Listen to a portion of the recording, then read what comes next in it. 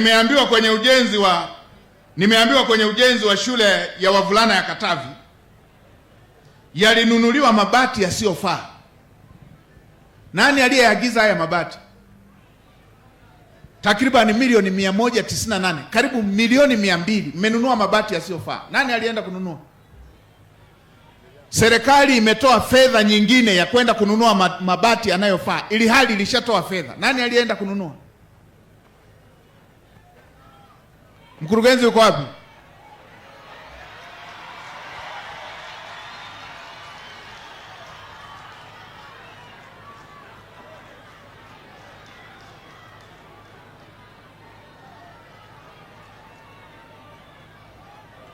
Mmeenda kununua mabati Resa Roofers, ndio mheshimiwa, ya jijini Mwanza, mabati 1400 yasiyofaa. Kwa nini mlinunua mabati na mnajua hayo hayafai?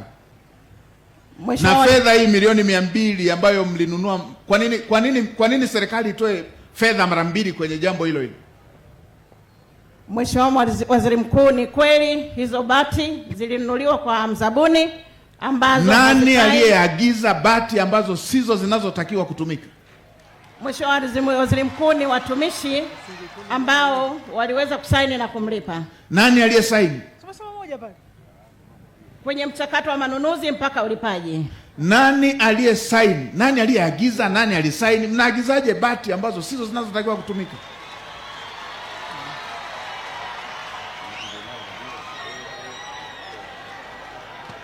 Waziri Mkuu, ni watumishi. Nani? Nataka kuwajua hao watumishi waliofanya hii, wamesababisha serikali itoe fedha mara mbili. Afisa manunuzi pamoja na walimu pamoja na kaimu mkurugenzi. Hiyo fedha milioni 200 isharudi?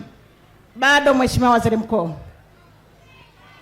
RPC agiza huyu mkandarasi ambaye ameleta bati sizo, na hawa watumishi wote ambao walishiriki, kamata wote mpaka hii fedha irudi na wachukuliwe hatua za kisheria.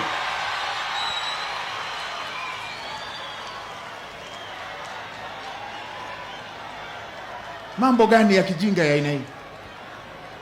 Fedha ambayo tungenunua madawati watoto wasikae chini, imeenda kununua mabati ya ovyo, imenunua mabati ambayo sio, na fedha imeendelea kubaki kwa inafanya nini? Fedha ya serikali, mabati sio, imebaki kule, inafanya nini?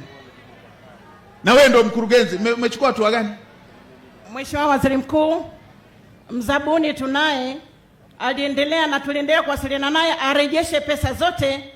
Mpaka sasa hivi hajarejesha, lakini mawakili wetu wa serikali wameingilia kati na kwamba mnasumbua mawakili. Tumempa fedha, ameleta bati tusizozitaka. Mnasumbua mawakili wa nini kwenye jambo lililo wazi?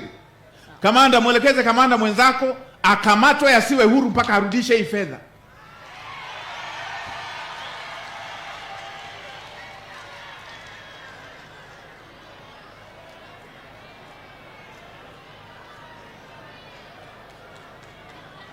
Kamanda wa TAKUKURU, chunguza wote hawa, chunguza wote, kila mmoja tuone ushiriki wake.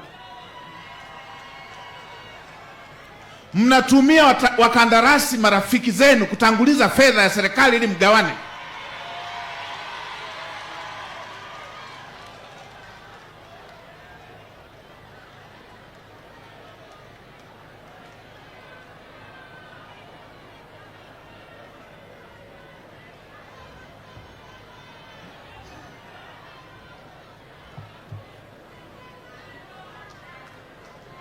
Mmechepusha fedha zingine za matumizi ya kawaida.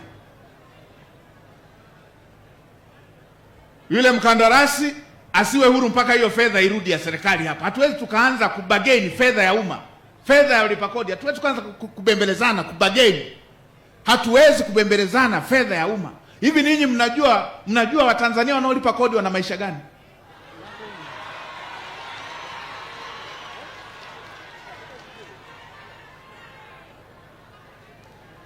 Kuna akina mama ana mtoto mgongoni, anashindwa hata kumpa vitumbua, anadaiwa alipie kibanda cha ushuru, anatakiwa alipie meza ya ushuru. Ninyi mtu anachukua fedha mnamwangalia tu, ama mmegawana? Hapana, Mheshimiwa Waziri.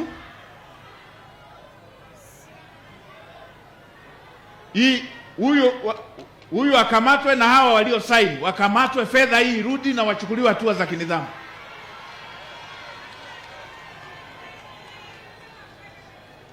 Asante Mheshimiwa Waziri Mkuu.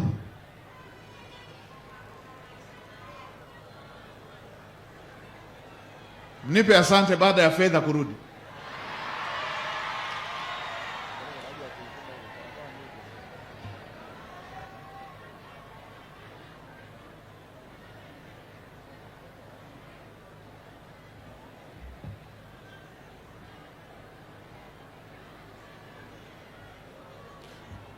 Mheshimiwa Waziri wa TAMISEMI, fuatilia hao watumishi wote hao.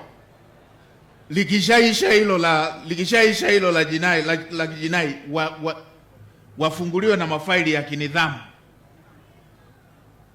Hawezi watu waliosoma kwa kodi za Watanzania wamejibana, wakalipa na kodi, wanataka wajengewe jengo, halafu wao wanaagiza. Ingekuwa ya nyumbani kwao wangeagiza kwa makosa. Careless.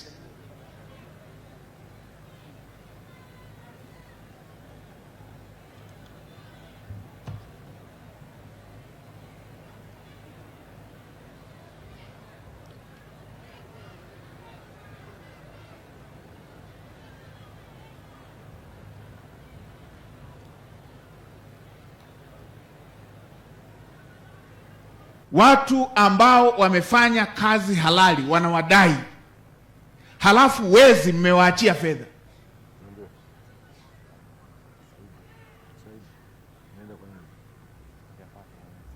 Kama sio ushirika ni nini? Kama sio mnashirikiana nao ni nini?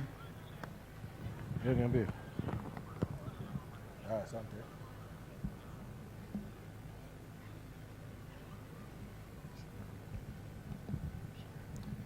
Kamanda, ongea na kamanda mwenzako na wale wengine walioko hapa,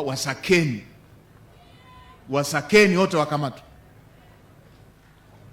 na msiwaachie mpaka hiyo fedha irudi. Niambiwe fedha imesharudi hiyo, alafu ndo wabaki na hayo mashtaka mengine ya kinidhamu na hayo ya kijinai. Hatuwezi tukawa tunabembelezana kwenye fedha ya umma. Mimi nimeshakuwa hazina pale, najua Watanzania wanalipa ushuru na kodi, si kwa sababu wana fedha nyingi hata wameamua waigawie serikali. Wanajibana, na wengine wakichelewesha wanaingia kwenye msukosuko.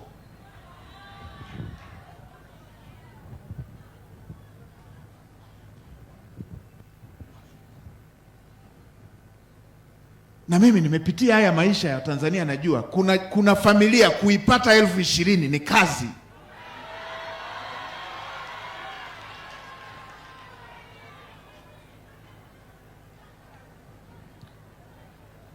Mimi ilikuwa nikose kwenda chuo kikuu kwa ajili ya 20,000, kijiji kizima ikapatikana shilingi 600 tu, mpaka nikatumwa nikamwone binamu yangu mkoani ndio ipatikane fedha ya kulipia mtihani wa kujiunga na chuo kikuu 20,000.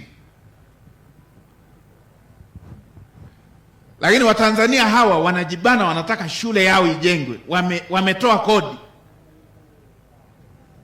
Halafu tunaelezewa tu kwamba tuliagiza haya mabati yakaonekana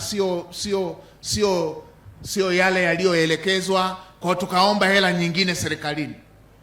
Stupid.